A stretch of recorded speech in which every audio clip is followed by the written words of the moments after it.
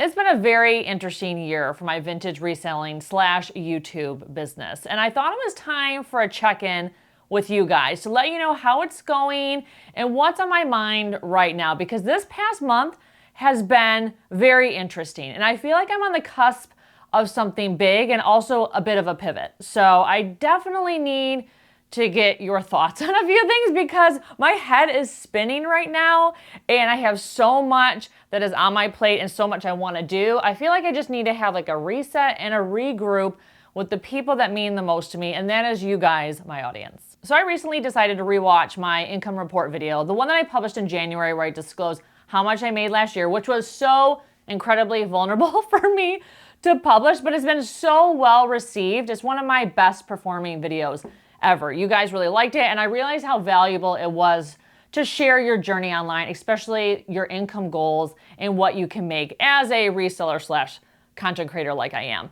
So as I was watching that video, I realized, wow, I am at a totally different place than I thought I would be at the end of the year. And it's a good thing. I have reached kind of a fork in the road, I feel like, that I didn't think I was going to get to, and I hadn't really planned totally for. And so I really need to share that with you guys because I feel like this is the time to think about these things because we're at the end of the year. I'm starting to plan for next year, and I thought it was worth disclosing kind of what this like aha moment was. And that was my in-person workshop I did on social media marketing. So I didn't go into this year thinking I was going to be teaching a course on social media. It was something that I've always thought about doing if I could fit it in. It was on my list of ideas to tackle at some point. But I didn't go into this year thinking, oh, I'm definitely going to be teaching that because I didn't have a venue. I didn't have a curriculum. So that's why I didn't like really prioritize it. But something came up which kind of pushed me to do it. Curiosities, which is the antique mall that I'm in, just opened a new Flux event center. So this is a space that they decided to dedicate just for events. So they have the mall portion and then they have this event center that is connected. And this is a new thing for them. So they offered to vendors to let them try out the space as they're building this like meeting, conference, market type of venue. So they're like, hey, if anyone wants to do a workshop, host a market, whatever you want to do, we want to test this out. So you're welcome to do it. The space is yours and we will help support it. So in that moment, I thought, there is never a better time and place for me to teach my first workshop, my in-person workshop, because I was comfortable with everyone who worked at the mall and it was home to one of my vintage booths, and it just felt like a very safe environment to kind of launch that type of experience. So because I didn't really have anything to lose per se, because the venue was being gifted to anyone who wanted to use it, I thought this is like my sign to do it. This is, I think, the sign from the universe. Maybe you should actually do this type of event. You've been talking about it. You kind of had it on your back burner. Maybe this is the moment to make that happen. So one thing many of you may not know is that I actually have an event planning background. I used to plan corporate events years ago. So I was able to tap into that whole skill set for this event. So I was able to easily create a description of the course, all of the curriculum, all the logistics, the invitation, managing, how the event was going to be ticketed, all that stuff I kind of already knew how to do, which was great. So there wasn't a huge learning curve in terms of getting it up and running. The hardest piece was developing the actual content, like the actual presentation, which was 90 slides, by the way. 90 slides of information. That's how much there is to know about social media and Instagram and video content creation. Just FYI, it was a very robust, comprehensive class. And so the class totally sold out, which was amazing. And one thing I did that I kind of tested out, which I didn't know if anyone was going to take me up on this, I decided to offer a couple VIP tickets. So that means on top of your ticket price, you also got a one-on-one 30-minute session with me after the fact to kind of ask about your own personal questions, the things that you may not be able to get to during the workshop, because I definitely took questions at the end, but some people have very highly specific questions to their own business and life that didn't make sense to ask during a group setting. And so I was like, okay, some people can do the one-on-one. And I actually sold those one-on-ones out. And I even had people convert their tickets after the fact to one-on-ones. So surprise to me, I now am doing one-on-ones as a result of this workshop. So that's another income stream that kind of like happened as I was doing this workshop. So I want to sidebar just for a second about how I came up with the pricing of my workshop. So I did a lot of market research. I actually went into some business forums, explained my class and my expertise, and I had people weigh in on the different price points I was considering. $97 seemed to be the one that everyone expected the most to pay for this type of class. So that's where I landed on that. I wanted to make sure that I was pricing it appropriately because even though I got the venue space for free, the next time I teach this class, I won't. And I didn't want people to get used to a lower price point now because I would have to increase in the future as soon as I have to pay for a venue, because paying for a venue is expensive. Oftentimes AV is an add-on. And so I wanted to make sure I was pricing it as if I was going to be paying for a venue in the future. So that's why I arrived at $97 based on market research and kind of the future of maybe teaching this again. And then the one-on-one, which added another $100, that was based on just knowing I would have 30 minutes of tailored consulting and advice for a person. And then prior to that, I would have to do a full audit of their social media and take all their questions, digest them, and get answers ready. So that way we had a productive call. So it's definitely at least an hour's worth of work or more for me prior to even getting on the phone call with them. So for my workshop, I had about 30 attendees. So between the actual like ticket price and then all the VIPs that I sold on top of that, it was a really good business decision to hold this workshop because it was a nice chunk of money that I wasn't anticipating for this month. But because putting together the curriculum was so labor intensive, I mean, it took hours upon hours upon hours to develop and test and practice, that took time away from doing YouTube videos and sourcing and basically maintaining my booth spaces. So there was that. So that's one thing I definitely learned. A hard lesson that I learned is that anytime I do something new, it usually is going to impact negatively, potentially, the stuff that I usually have going on because I just don't have enough time to do everything well. It's always a trade-off. So at this point in the video, you might be thinking, Andi, where is the drama in all this? Because you basically have told us a lovely story about how you have this income stream that you totally didn't prepare for, but was really great for your business.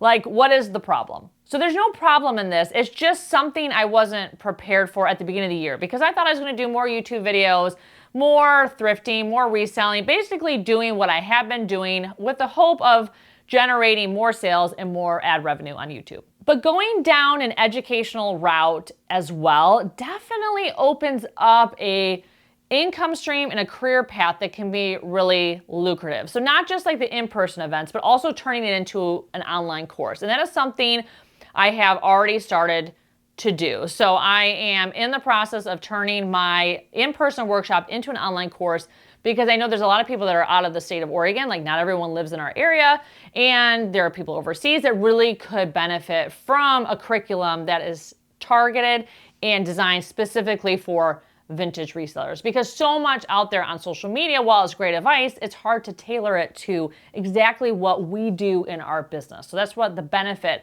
of me teaching that class was, is because I was able to give you exactly the strategy that you can do based on what you do professionally. So this course is something that I thought, okay, maybe I'll develop and launch by the end of the year. But I'm like, the end of the year is basically now. So I'm trying to decide how fast and how hard I work, knowing we're heading into the busiest time of year for families and for fun, and just overall, this is the time of year where you make the most money in your booth, in your online shops, and on YouTube.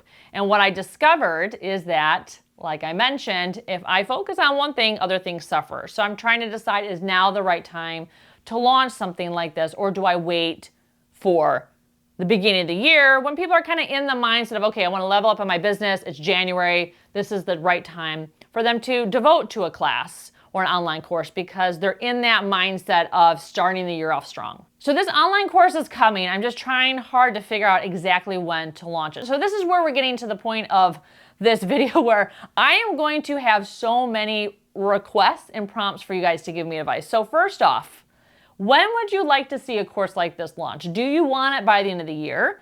Or would January make more sense because that's when you feel like you can maybe even tackle it on your own? Just know that the course would be something that would be self-paced and you would go through it on your own time. So even if you were purchasing the course at the end of the year, you wouldn't necessarily have to do that curriculum until you were ready. So that's one of the beauties of online courses, is that body of knowledge is available to you at any time. So first question to you guys, when do you think it would be most beneficial for you guys to sign up for a course like this? So now I want to pivot for a second to the one-on-ones that I've been doing, which I did not have this on my bingo card. One-on-ones are something that I'm just like, ooh, do I want to build this in? It also feels more corporate because, you know, that's what I used to do, obviously, as a marketing consultant. So when I was a marketing consultant, you know, I did a lot of this like coaching and stuff with clients. And so that's where I'm like, oh, do I want to go back to that? Because it is what I kind of just left earlier this year. So I am doing my YouTube and my reselling full time now. I am no longer a marketing consultant.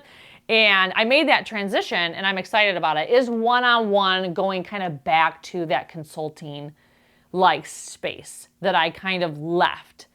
So I don't know, but I really love helping people and chatting with people and helping them avoid some of the pitfalls and helping them kind of get to a place faster because they have someone like me that they have access to. So it's really hard to know.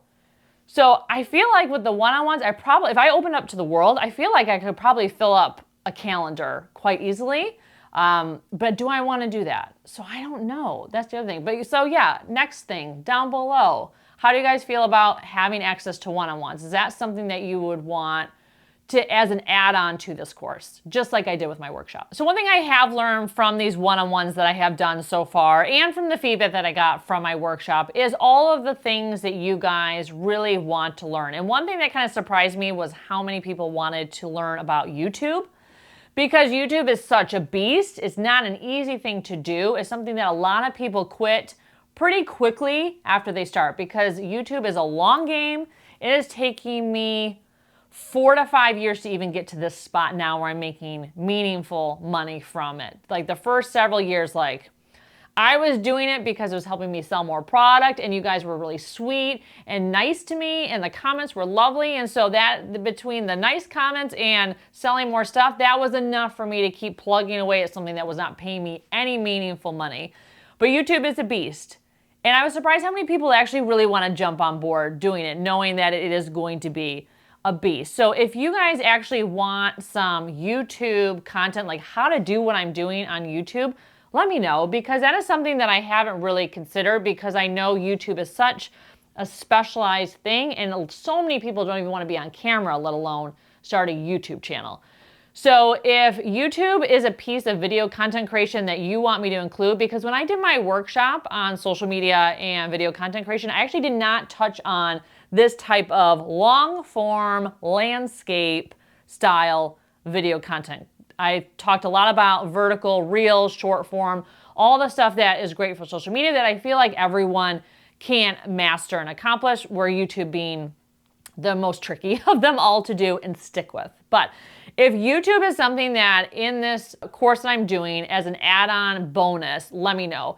Because I feel like if there's enough people out there that really would like the YouTube component, then it's worth creating a little curriculum around that specific form of content creation. So the final things that I'm kind of mulling over now that this whole like workshop, educational event thing kind of just sprung up out of nowhere is taking my in-person workshop on the road. This is something my husband suggested. He's like, why don't you just fly to a city and teach your workshop there, thrift that city, do a whole series on YouTube and come home? And I'm like, that's amazing. That's like the most amazing idea. So would you want me to fly to your city? And also, where should I go?